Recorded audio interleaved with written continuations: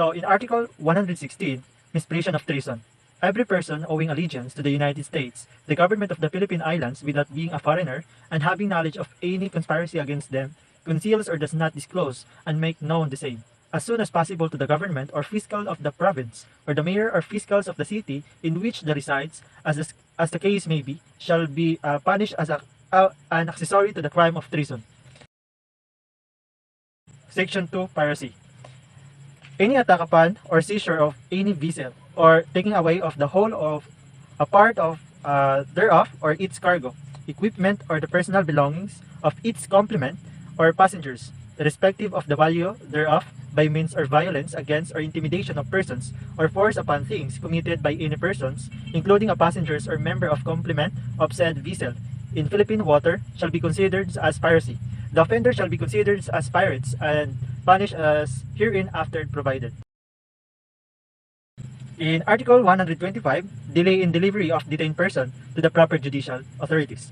The penalties provided in the next preceding article shall be imposed upon the public officers or employee who shall detain any person for some legal ground and shall fail to deliver such person to proper judicial authorities within the period of 12 hours for crimes or offenses punishable by correctional penalties, or their equivalent, and 36 hours for crimes or offenses punishable by afflictive or capital penalties, or their equivalent. In every case, the person detained shall inform to the cause of his detention and shall be allowed upon his request to communicate the confer of any time with the attorney or counsel as amended by E.O. NOS 59 and 272, November 7, 1986, and July 15, 1987, respectively. In Article 128, violation of domicile, shall be imposed upon any public officer or employee who, not being authorized by judicial order, shall enter any dwelling against the will of the owner thereof, search paper or other effects found therein without the previous consent of such owner, or having surreptitiously entered said dwelling, and being required to leave the premises, shall refuse to do so. While in Article 280, qualified trespass to dwelling, any private person who shall enter the dwelling of another against the latter's will shall be punished by arresto mayor and a fine not exceeding 1,000 pesos. In Article 134, a coup d'etat how committed. So, the crime of coup d'etat is a swift attack accompanied by violence, intimidation, threat, strategy, or stealth directing against duly constituted authorized of the public of the Philippines, or any military camp or installation, communication, network, public utilities, or other facilities needed for the exercise and continued possessions of power, singly or simultaneously carried out anywhere in the Philippines by any persons or persons belonging to the military or police, or holding any public office of employment with or without civilian support or participations for the purpose of seizing or diminishing state power, as amended by RA 6968. So in the Chapter 3, Article 266, A. Rape when and how committed. Rape is committed by a man who shall have carnal knowledge of the woman under any of the following circumstances: through force, threat, or intimidation. B. When the offended party is deprived of reasons or otherwise unconscious. C. By means of fraudulent machinations or grave abuse or authority. And D. When offender party is under 12 years of age or is demanded, even through none of the circumstances mentioned above, be present. The two types of robbery are in Article 294, robbery with violence against or intimidation of persons, penalties. And the second is Article 295, robbery with physical injuries committed in an inhabited place by a band or with the use of the firearms on the street, road, or valley.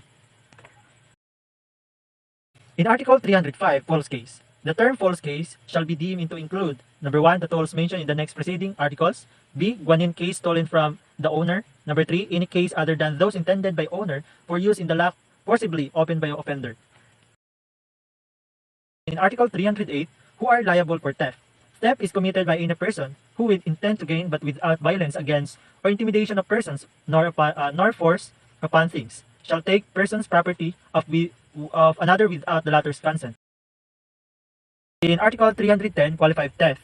The crime of theft shall be punished by the penalties next higher by 2 degrees than those respectively specified in the next preceding article if committed by the domestic servant, or the brief abuse of confidence, or if the property stolen in the motor vehicle, milk, matter, or large cattle, or consists of coconuts taken from the premises of the plantations, of fish taken from fish pond or fishery, of if property is taken the premises of plantation, or fish taken from the fish pond or fishery, or if the property is taken on the occasion of a fire, earthquake, typhoon, volcanic eruption, or any other calamity, vehicular accident, or civil disturbance, as amended by RA 120 and BLG 71, May 1, 1980.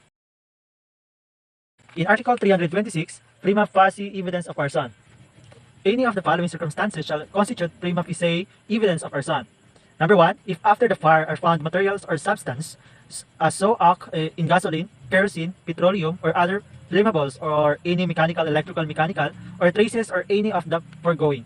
Number 2, that substantial amount of the flammable substance or material well stored within the building not necessary in the course of the defendant's business. And the number 3, that the fire started simultaneously in the more than one part of the building or local under circumstances that cannot normally be due to the accidental or unintentional causes, provided, however, that less of one of the following is present in any of the 3 above mentioned circumstances. So in Article 327, who are liable for malicious mischief? Any person who shall deliberately cause the property of another any damage not falling within the terms of the next proceeding, chapter shall be guilty of malicious mischief. In Article 332, persons exempt from criminal liability.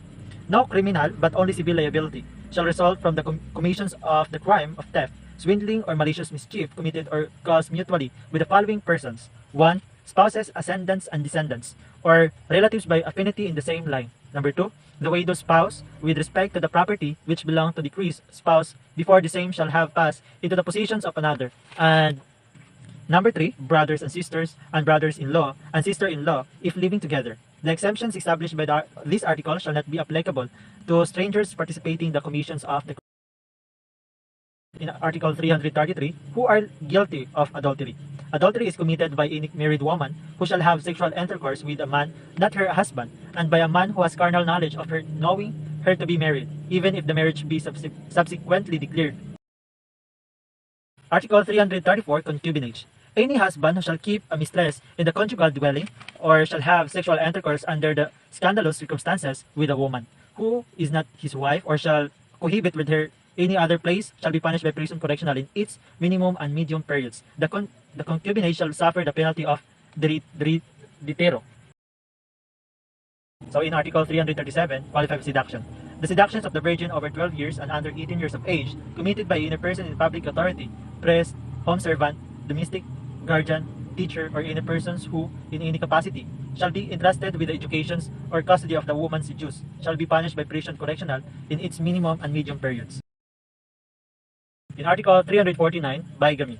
The penalty of prison years shall be imposed upon any person shall contact a second or subsequent marriage before the former marriage has been legally dissolved, or before the absent spouse has been declared presumptive dead by means of judgment surrendered in the proper proceedings.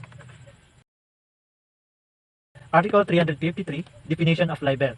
A libel is a public and malicious imputations of a crime or of vice or defect, real or imaginary, or any act, omission, conclusion, status, or circumstances tending to cause or dishonor, discredit, or contempt of the natural or judicial persons, or to blacken the memory of one who is dead.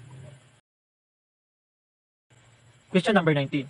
What is a planting of evidence under paragraph CC, section 3, article 1 of RA 9165, and its penalty under section 29 thereof? So in the section 3, article 1 of RA 9165, planting of evidence.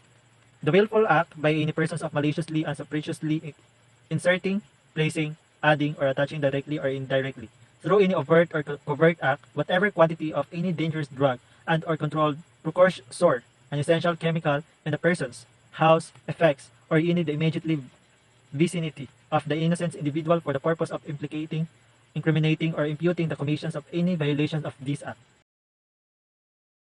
So in Article 248, murder. Any persons who, not falling within the provision of Article 246, shall kill another shall be guilty of murder and shall be punished by reclusion temporal in its maximum period to death if committed. That's all, and thank you.